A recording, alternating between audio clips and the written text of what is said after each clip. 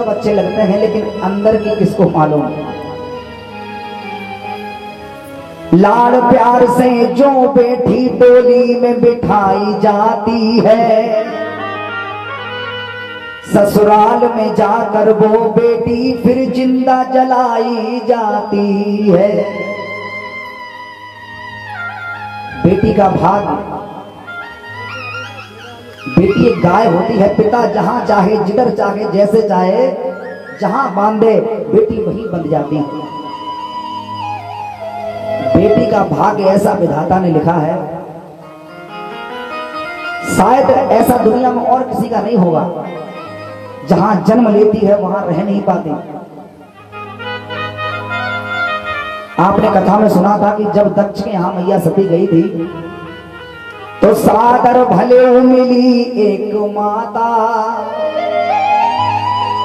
भगिनी मिली बहुत मुस्काता। ये दुनिया सिर्फ हंसी करती है प्यारे।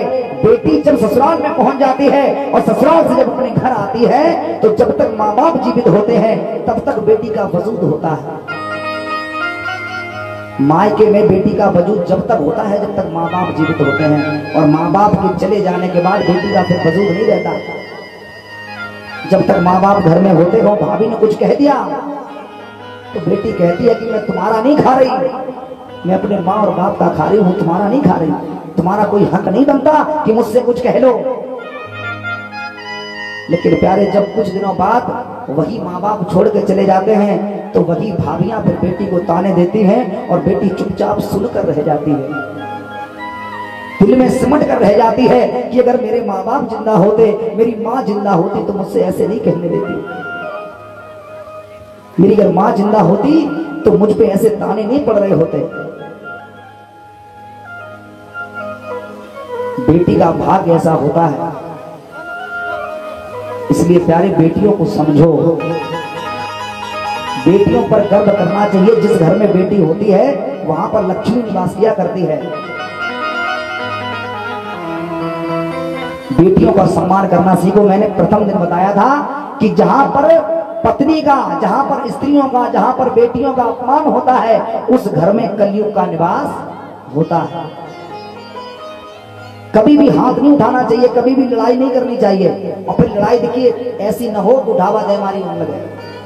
लड़ाई तो होती है, जहां प्रेम होता है वहां एक दूसरे दिन तो लड़ाई होती है, और जहां लड़ाई ना हो समझो प्रेम नहीं है। लेकिन लड़ाई ऐसी ना हो कि दिल में दूरियां पैदा हो जाए।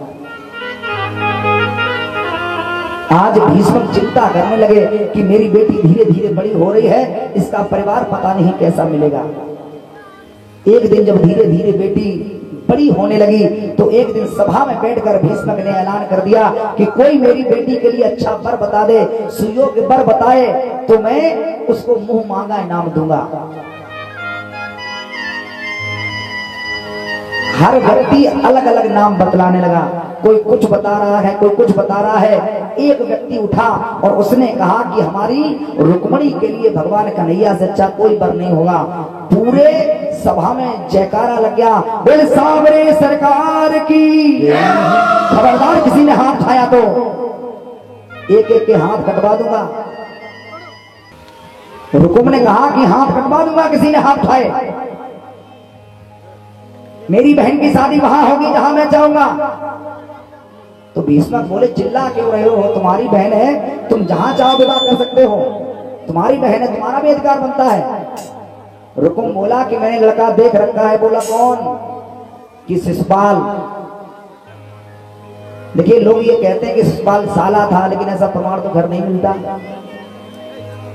प्रमाण ऐसा नहीं मिलता कि साला था, होगा तो बनो रहे। शिशुपाल के साथ विवाह होगा। भीष्मक ने कहा कि शिशुपाल के कार्यकलाप अच्छे नहीं हैं, उसके साथ मैं अपनी बेटी का विवाह कैसे कर दूं, कैसे कर दूं? रुकुम कहने लगा तुम्हारी बुद्धि सटिया गई है, तुम किसी काम के नहीं रहे। ज्यादा करोगे तो कारागार में डाल दूंगा, बात मेरी मानी जाएगी, बहन मेरी है, शादी मैं करूंगा। भीष्मक बेचारे चुपचाप रह गए। प्यारे जब औलाद गलत रास्ते पर जाती है तो माँ बाप फिर चुप हो जाते हैं। और कायदा भी यही कहता है, जब औलाद बिगड़ने लगे, गलती उसमें थोड़ी ना थोड़ी माँ बाप की भी होती है।